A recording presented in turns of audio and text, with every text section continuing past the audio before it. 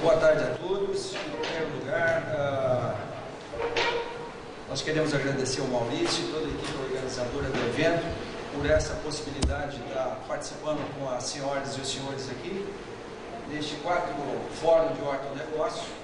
Nós queremos já, em nome da presidência da Unidas, para quem não conhece, União Nacional das Instituições de Autogestão em Saúde, nos disponibilizar a sempre dialogar com qualquer segmento do setor de saúde, seja da parte de produção, da parte de inovação, gestão, venda de produtos e prestador de serviços assistenciais, bem como os órgãos reguladores. No nosso entendimento, o debate é a melhor arma para que a gente solucione os graves problemas que nós atravessamos aí em saúde pública e principalmente no nicho que nós representamos, a saúde privada. Então, mais uma vez, muito obrigado pela oportunidade. A Unidas, com o apoio institucional, sempre estará disponível para poder auxiliá-los nesse ou em outros eventos da mesma categoria e fica aqui o nosso agradecimento. Depois dos temas ministrados pela manhã, nos cumpre aqui falar hoje sobre o processo de qualificação de fornecedores. Mas antes de adentrar esse tópico específico, eu quero, só para cronometrar aqui com os senhores, eu levo mais ou menos 1 minuto por lâmina, eu estou com 360 lâminas aqui, então, em tese, eu acho que até 19 horas a gente para o microfone aqui e abre os debates. Porque é um tema polêmico, é um tema, e eu procurei estudar assim nos últimos 60 dias, aprofundar muito sobre isso e trazer alguma coisinha para que a gente abra as discussões, né, Maurício? E a gente percebeu que o time da manhã, muito bem representado, nos deu aí ensinamentos de valores nesta cadeia, de forma que aprendemos muito já neste fórum. Nós vamos levar todas essas informações para os debates internos, né, dentro da própria instituição e poder, de uma forma ou de outra, buscar novas soluções para o segmento. Quando a gente fala nesta marca Unidas, né, Unidas, a primeira coisa que vem é rent a car, né? Então a gente quer fazer um esclarecimento. Não mexemos com aluguel de carro, não mexemos com venda ou comercialização de carros. A União Nacional de Autogestões em Saúde é uma congregação hoje que conta com 142 empresas de autogestão. E nos faz aqui também o dever de esclarecer o que é autogestão. Quando nós sentamos com a interlocução com a classe de prestadores, fornecedores, beneficiários, a gente tem que fazer esse debate. Na saúde suplementar hoje, nós temos representação da medicina de grupo, seguradoras, filantrópicas, autogestão e cooperativas, que é a maior expressão, me permitam aqui dizer o nome, a Unimed, né, que tem 373 cooperativas, 17 milhões de usuários no sistema. Medicina de grupo, um pouquinho maior, em número de representatividade, tem 18 milhões de usuários do sistema de saúde. Não estou contando a parte odontológica, okay? Só o sistema de saúde médio. A União Nacional de Autogestão, com as suas 142 filiadas, tem no sistema cerca de 5 milhões de usuários. Mas não significa que o mercado de autogestão esteja restrito. Pelo contrário, nós temos outros segmentos de autogestão que não são regulados pela Agência Nacional de Saúde. Eu cito, por exemplo, o Instituto de Previdência do Estado de Goiás, que tem 800 mil vidas, mas não é obrigado a registrar os seus produtos na agência reguladora ANS. E ao fazer esse posicionamento de mercado, não se sujeita ao regramento. Então, quando os senhores deparam com as operadoras, planos e as associações que representam, é muito importante a gente segregar com quem estamos falando. Se é com o mercado lucrativo, se é com o mercado sem fins lucrativos, se é o mercado regulado ou se não é o mercado regulado. E faço aqui um depoimento aos senhores. Minha formação é médica, em primeiro lugar, com algumas pós-graduações em áreas cirúrgicas, e a minha segunda formação é na área do direito, justamente para entender esse arcabouço que nós vivemos aqui no Brasil, que é um sistema ímpar em relação ao mundo. Nós temos um sistema público, privado e uma série de representatividades. Isso aí da tese de doutorado, pós-doutorado, em qualquer universidade será bem aceita para debate. Então, dito estas preliminares, os senhores pegam e se deparam com uma autogestão, por exemplo, eu vou me permitir também citar o nome da CACI. A primeira coisa que vem à cabeça dos senhores é que a CACI é do Banco do Brasil. Isso é um erro. A CACI não é do Banco do Brasil. A CACI é dos funcionários do Banco do Brasil. Então vejam bem, não é o capital do banco que sustenta a CACI, é a participação dos colaboradores com contrapartida do banco em acordos negociais trabalhistas. Então é um benefício adquirido pelo trabalhador na sua composição de renda. E assim é a Petrobras, que é o sistema de saúde da Petrobras, a Fundação GEAP, que congrega os servidores públicos federais da União. Então não tem dinheiro do órgão público a não ser a contrapartida salarial. Então quando a gente fala em autogestão, nós estamos falando em representação dos trabalhadores que se uniram para achar um produto para viabilizar o atendimento na saúde suplementar. Não tem finalidade lucrativa, tudo que se arrecada investe na cadeia dos senhores de investimento e despesas. Quanto ao processo de qualificação de fornecedores, a gente hoje comemora aí 11 anos da resolução da RDC 59 da Anvisa. E eu digo comemoro porque o marco regulatório mudou com a Constituição de 88. Pode não parecer, mas eu participei da marcha da Dante de Oliveira, direta já. O que a gente queria como representantes da sociedade organizada? Liberdade de expressão, de organização, de reivindicação e exercer os mecanismos democráticos dos grupos de pressão, que é legítimo em qualquer sistema democrático. Então essa transição na Constituição e a Constituinte, que antecedeu a Constituição de 88, foi muito importante, e lá nós cravamos o capítulo da saúde, onde passa a ser direito de todos e dever do Estado, mas com possibilidade de suplementação. Mas veja bem, isso é tipo de norma programática. Todos nós achamos que o Estado é obrigado a dar. Ele não é obrigado, ele tem que viabilizar as condições de... E a saúde suplementar vem para suplementar esse sistema público.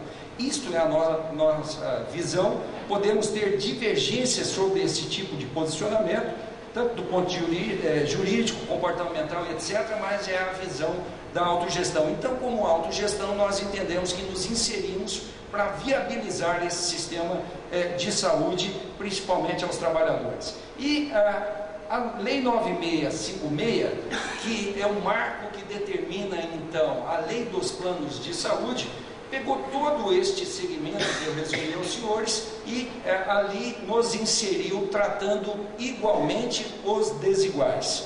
Surge em seguida a Agência Nacional de Saúde Suplementar, que no atual momento que ela vive, expande, expele, publica normas atrás de normas, resoluções atrás de resoluções, obrigando-nos, a todos os atores do segmento de saúde suplementar, quanto o plano de saúde, ao cumprimento igual daquele tipo de legislação. Então, nós ali nos organizamos e temos feito esses debates com a agência, de que nenhuma norma, num segmento tão diverso de atores, pode ser igual para todos. Nós devemos tratar desiguais, os desiguais é o nosso princípio de debate. A Anvisa, no ano de 2000, lança essa RDC 59, ela foi assinada pelo presidente Gonçalo Vencina.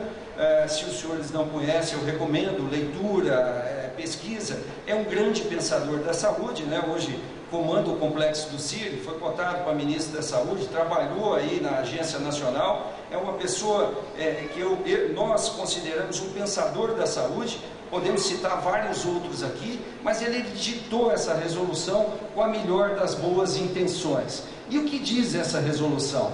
Considerando a necessidade de instituir e implementar requisitos de boas práticas de fabricação para estabelecimento que fabriquem ou comercializem produtos médicos de forma a garantir a qualidade do processo e o controle dos fatores de risco à saúde do consumidor, com base nos instrumentos harmonizados no Mercosul. Então, veja que o preâmbulo da norma traz considerações que se faziam necessárias naquele momento da saúde suplementar e passa a determinar, não é solicitar, ela determina impositivamente a todos os fornecedores de produtos médicos o cumprimento dos requisitos estabelecidos pelas boas práticas de fabricação de produtos médicos, conforme anexo 1, e os estabelecimentos que armazenem, distribuam, comercializem produtos deverão, igualmente, cumprir o previsto no anexo no que couber. Então veja, o escopo, o objetivo, a alma desta norma é a melhor das intenções possíveis para que nós busquemos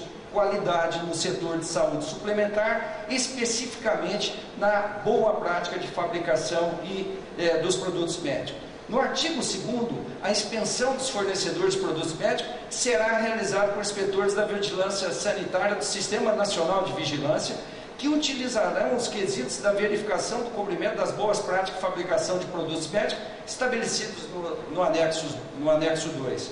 Na palestra de manhã, o representante da indústria nos coloca que esta inspeção, e foi um depoimento aqui, é feita através de uma confissão por parte do produtor, e que nos Estados Unidos as inspeções são feitas neste modelo.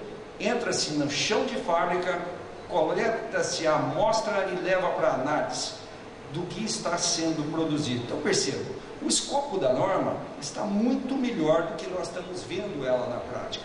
E isso nos levou a fazer algumas considerações. Que considerações? Vejam que esta norma começou ela foi editada no ano de 2000. Nós estamos no ano de 2011, nós regulamos quase 6 milhões de vidas e nós não enxergamos a aplicação, a exigibilidade da agência reguladora do setor quanto à norma produzida por ela mesma. Nós vamos ver alguns dados mais para frente. O não cumprimento dos requisitos sujeitarão os fornecedores a sanções e penalidades previstas na legislação vigente. Ora, eu não conheço um fornecedor de órtese, próteses, materiais especiais no Brasil que tenha vindo a dado publicidade, salvo processos sigilosos, ou que está ainda sob escopo da agência, que foi punido no rigor do artigo 3º. Nós temos feito pesquisas incessantes, inclusive junto ao judiciário, e não conseguimos enxergar um sequer onde essa norma acabou sendo aplicada. Isso nos levou, até para vir trazer algum material para debate com os senhores, a fazer uma pesquisa rápida com as nossas filiadas. Vejam, só 29 das 142 responderam. Essa instituição possui fornecedores de OPME cadastrado? Percebam que 14 sim, 15 não. Ou seja, o mercado está desregulado em que pese a presença da norma vigente, exigível, desregulado. Para esta instituição filiada, cadastrar fornecedores exige certificado RDC 59? 6 dizem que sim, 23 não. 23 não, de 142 filiadas. E do total de fornecedores, quantos possuem certificação de acordo com a RDC 59 da Anvisa? 3 filiadas responderam que um fornecedor tem RDC 59. Uma afiliada 3, uma afiliada 12 e uma afiliada de grande porte, e aqui me faz definir alguns conceitos com os senhores. Uma entidade de pequeno porte que tem até 20 mil vidas, de médio porte entre 20 mil e uma vidas a 100 mil vidas, e de grande porte acima de 100 mil vidas. Então, uma afiliada, essa sim apresenta 62 fornecedores com o RDC 59. No universo de operação dessa afiliada, que a abrangência são nos 27 estados, são necessários pelo menos 400 fornecedores com RDC 59 para que você permita a livre concorrência, garanta a distribuição e o acesso aos produtos de boa qualidade. Então, nós extraímos desse dado de que há uma certificação da RDC 59 no mercado nacional para produtos nacionais e importados, seja eles na fabricação, distribuição, armazenamento e etc. Bom, mas nós cumprimos todas as filiadas à RDC 185. Percebam, a 185 vem depois da 2000. Nós não entendemos se ela vem para abrandar aqueles rigores da boa prática, mas todos têm a RDC. Todos os produtos que nós da autogestão compramos, e através de um portal Unidas de órtese e próteses materiais especiais, devem ser de fornecedores com registro na Anvisa, registro, não a certificação da RDC 59, e o seu produto está autorizado para aquele fornecedor. Nós checamos também os contratos de distribuição para rastrear se uma empresa não entra em área de outra empresa ou área de sombra, ou se a mercadoria não tem origem e procedência. Mas tudo isso, todo esse arcabouço de dados, nós não temos a quem entregar para medidas apropriadas das imperfeições, correções ou mau julgamento da própria operadora. Então esta base de dados é remetida ao nosso Conselho de Ética Interno, que é composto por profissionais de saúde, gestores, e ali nós tomamos decisões comerciais de continuar operações com determinado segmento ou não fazer mais operações com outros segmentos que demonstrem a falta da boa prática no mercado de saúde suplementar. Bom, isso gera conflito, né? Eu escutei pela manhã, né, que o colega profissional, e eu me insiro nisso, eu sou médico, cirurgião cardiovascular, opero alta complexidade. É muito difícil você trabalhar alta complexidade com material sem qualidade. Eu tenho 20 anos de vivência, né, nesse segmento. Eu sei que é estar com o paciente aberto e o material que você solicitou, ou um mau material, chegar e não ser a medida exigível para aquele caso, você postergar uma vida, um tratamento, aumentar o risco por irresponsabilidades alheias. Eu sei o que é isso, não precisam me explicar, que nós temos vivência disso. E o que é pior hoje?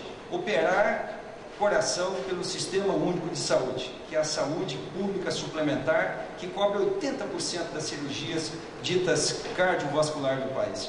Eu trabalho em Brasília, no Hospital de Base do Distrito Federal. Para quem não conhece, é o maior hospital do Centro-Oeste. Ele agrega, recebe todos os pacientes da região do Distrito Federal e em torno. Nós temos ali cerca de 4 milhões de usuários que dependem desse hospital público, e nós recebemos a região centro-norte do país como área de desafogamento para atendimento a uma massa de mais de 20 milhões de pessoas. Então nós entendemos o que não é fechar aquele hospital, porque nós vamos tolir todo o acesso, trabalhar com subcondições para garantir algum acesso para aquelas vidas. Mas ainda ontem, jantando com um gestor aqui de São Paulo, a gente trocando uma ideia, tive a infeliz notícia de que a Real Benemérita Sociedade Portuguesa de Beneficência suspendeu as cirurgias cardiovasculares pelo SUS. Olha, isso é um fato inédito que está ocorrendo na saúde pública e privada brasileira. Isso tem que ter uma saída, uma solução, porque tudo isso acaba onde? No judiciário. E isso levou a tanta preocupação no judiciário que, à época, o ex-presidente do STF, Gilmar Mendes, chamou uma consulta pública com toda a sociedade, os representantes organizados, a fim de minimizar os danos das liminares judiciais, principalmente no segmento de medicamentos na área do SUS, e por colateralidade ou efeito conexo, as próprias órteses e próteses, até mesmo na saúde suplementar. Sai a recomendação número 31 do CNJ, para quem não conhece, é o Conselho Nacional de Justiça, que hoje já está em xeque pelo próprio STF, por estar punindo juízes togados, que aquela ministra deu uma declaração de que lá também tem pessoas de má índole, né, que estão debaixo da toga e geram um conflito com o presidente do Supremo, e agora já estão questionando se o Conselho Nacional é apto para dirimir esses conflitos. Mas, enfim, em 2010 ele baixa essa recomendação, adotando medidas visando a melhor subsidiar os magistrados e demais operadores, assegurar maior eficiência nas soluções das demandas envolvendo assistência à saúde. Recomenda aos tribunais de justiça que até dezembro celebrem convênios para apoio técnico composto por médico, farmacêutica, auxiliando os magistrados.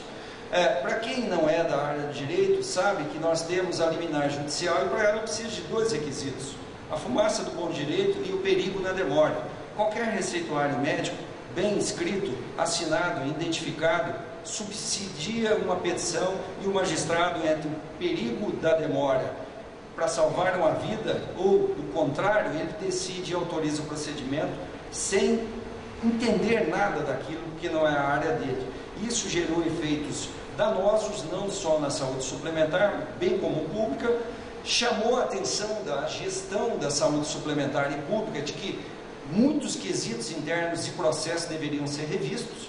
Por quê? Porque esse aumento do custo, agora, não só administrativo, mas também judicial, desviava recurso da finalidade que seria assistência para esses mecanismos burocráticos, piorando a qualidade da prestação. E isso serviu também para órteses, próteses, insumos gerais com posologias exatas. E pediu aos magistrados que evitassem fornecer medicamentos não registrados na Anvisa, ou seja, veio fortalecer o papel das agências reguladoras e ouvir, quando possível, preferencialmente por meio eletrônico, os gestores antes da apreciação da medida de urgência, porque até então escutava só o solicitante do produto e não se escutava a outra parte. Nós, em autogestão, fruto dessa resolução, passamos a ser ouvidos por meio eletrônico, com posicionamentos imediatos, para que o magistrado, então, tomasse ali a sua melhor decisão. Bom, avançando um pouco mais, o Conselho Federal de Medicina, também preocupado aí em dar uma solução aos custos exorbitantes na saúde brasileira, edita a Resolução 1956 de 2010, publicada em 25 de outubro, criando então, disciplinando a prescrição de materiais implantados, órteses e próteses, e determinando a arbitragem de especialistas quando houver conflito. Eu trago essa resolução só para rememorá-los, mas nós, da autogestão, queremos deixar bem claro a vocês um ponto pétreo dentro das autogestões hoje. Nós não questionamos as resoluções do Conselho Federal de Medicina, seja a 1956, seja a 1958, que dá o direito ao profissional de marcar a data de retorno, e já começamos todo o processo de recontratualização com a classe médica, visando atender a 1958. Então, não chamamos essa de uma boa medida e a outra de má medida. O que nós procuramos fazer é dialogar sempre e tentar caminhar dentro da margem da legalidade. Cabe ao médico determinar as características, tipo matéria-prima, dimensões das órteses e próteses, e não determinar marcas. É a característica. Quando nós vamos num processo licitatório de compra de computadores, eu não logotipo 3 marcas, eu logotipo qual é a característica do insumo que eu preciso, e o mercado vem e se apresenta com o que tem disponível. Se ele atinge o requisito mínimo, nós concedemos a autorização. É assim que nós exercemos a 1956, e era assim que a gente procurava exercer antes, sempre dialogando e não aceitando logomarcação. Até porque, sob o princípio da própria legalidade, se a empresa está autorizada pela Agência Nacional de Vigilância Sanitária, se a empresa está registrada nos cartórios, se os seus insumos estão registrados na agência, nós como operadoras não podemos questionar se é um bom produto ou é um mau produto. Nós não questionamos se é nacional ou se é importado, porque pelo mesmo princípio pejorativo de importado, pode ser de um país de má qualidade ou um país que não participe da Organização Mundial do Comércio e não respeite os tratados. E assim nós temos recebido enxurradas de produtos de alguns países asiáticos que não seguem a OMC. Eu cito especificamente o caso da China. Não estou aqui fazendo uma transgressão ou uma agressão internacional e não pretendo começar uma guerra. Mas isso tem que ser dito num fórum tão qualificado quanto esse. Mas na possibilidade de eu ter um produto da indústria nacional ou da indústria internacional e que a sua característica, tipo, matéria-prima e dimensão, atenda aquele procedimento onde o meu especialista analise o processo e dê uma visão, nós chegamos à conclusão e autorizamos o processo. Se esse processo finaliza-se e está em desacordo com a manifestação do solicitante, nós não olhamos se ele é cadastrado, credenciado direto ou ele acessou a operadora pelo corpo clínico de um contratado. Nós procuramos dialogar com ele e pedir que somente se cumpra a resolução 1956.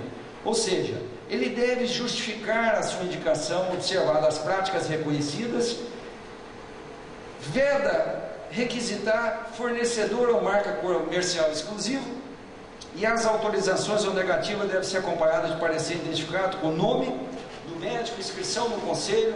Eu sou o representante de uma grande operadora, aquela com 62 no RDC, é a operadora para quem eu presto o serviço. Nós não temos mais, porque não tem mais certificação no mercado disponível, onde nós buscamos e deixamos um portal transparente, aberto, para que quem tem a documentação disponibilize. E vem o artigo 5º, o médico pode, quando julgar inadequado a nossa autorização ou deficiente material, bem como o instrumental disponibilizado, recusá-los de oferecer ao operador ou instituição pública pelo menos 3 marcas de produtos de fabricantes diferentes. Então veja, a norma me dá 4 possibilidades e não 3. Aqui eu autorizei, aqui foi rejeitada por questão de instrumental disponibilizado ou qualquer outro problema, e mais as 3 que o médico passa a solicitar desde então, desde com uma fundamentação, um critério lógico, um entendimento bastante razoável. Dizer que eu não quero, porque eu não fui treinado por esta empresa, nos traz um aspecto de falta da fundamentação técnica científica com medicina baseada em evidência. Eu também não entro no detalhamento que tipo de material é o mais adequado. Quando eu vou à Europa de avião, eu vou de Boeing ou eu vou na empresa francesa que teve um desastre recentemente. Percebam? Não, eu vou nesse porque minha chance de acidente é menor. Não cabe a nós entrarmos nesse debate desde que alguém escreva e nos dê a fundamentação técnica para que a gente faça o quê? Para que a gente, e aí eu aproveito as palavras do nobre representante da BIMO, provoque a Anvisa, para que nós tenhamos documentos suficientes para abrir no formulário de farmacotécnico-vigilância que está disponível na página da Anvisa, dar material a eles, para que eles sim, através dos seus laboratórios credenciados, avaliem se aquilo é bom ou não para a saúde pública. Percebam, os mecanismos existem, o que nós devemos fazer é utilizá-los com mais eficiência. E na circunstância que a recusa deve ser documentada, e se o motivo for deficiência ou defeito material, deve ser encaminhado pelo médico assistente ou diretor técnico da instituição. A instituição tem um responsável que tem um dever, segundo a legislação, que se for deficiência detectada, encaminhar por meio da Câmara Técnica de Implantes da AMB, através do e-mail, ou da própria Anvisa, para que estas duas entidades tomem providência. Alguém aqui é da Câmara Técnica da AMB? O senhor, eu sou o representante da Unidas na Câmara Técnica. Quantas notificações nós tivemos através desse e-mail? O senhor se lembra? Nenhuma notificação. Nenhuma. Percebam, o mecanismo está aí para que a gente apure a deficiência, expurgue essa má empresa do mercado. Nós não tivemos nenhuma colaboração, nós não tivemos nenhum evento notificado na Câmara Técnica de Implantes, e o representante da Anvisa deve colocar a sua estatística, até onde nos consta dentro da própria técnica de implantes, nenhuma notificação. Bom, caso persista a divergência, cabe um médico desempatador, cabe segunda, terceira, quarta opinião, cabe debate técnico, videoconferência. Imagina numa cidade igual São Paulo, o médico está na zona leste, o auditor está na zona oeste, a gente vai marcar uma conferência na zona sul. É inviável isso. Por uma complexidade desta. Então, é o diálogo que nos faz construir o fluxo de como atender esse tipo de resolução. Bom, e quais são os desafios para quem está na gestão? Nós temos muitos desafios. Ouvi-los pela manhã, para mim foi um desafio enorme. Escutar que o titânio está ficando mais escasso e que a tendência de preço é subir. A relação de mercado é simples, é a lei da oferta e da procura, nos traz preocupação no impacto do custo final. Sem sombra de dúvida que isso vai gerar novos desafios. Eu já começo a ficar preocupado com o novo avião que vai vir por aí. Tá certo? Isso vai impactar na saúde. E se nós olharmos o motor hoje da economia, nós escutamos de um representante da indústria, ele automatizou o processo. Ao automatizar, aquela mão de obra tende a migrar para a área de serviços, que é a área que mais cresce no mundo.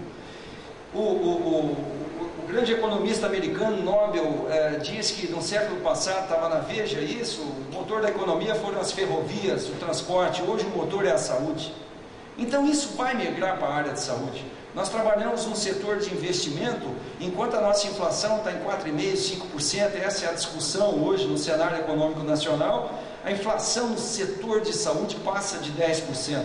Então é tudo tão diferente que é mais um desafio que a gente passa a agregar e não nos resta buscar outra solução que não equilíbrio econômico, buscar inovações, coberturas, negociar diárias, taxas, remunerações, materiais e medicamentos. Então veja, o PME é um dos quesitos de um grande quebra-cabeça e tudo isso brigando com o poder aquisitivo destas forças que se acomodam desde a cadeia produtiva até o usuário final.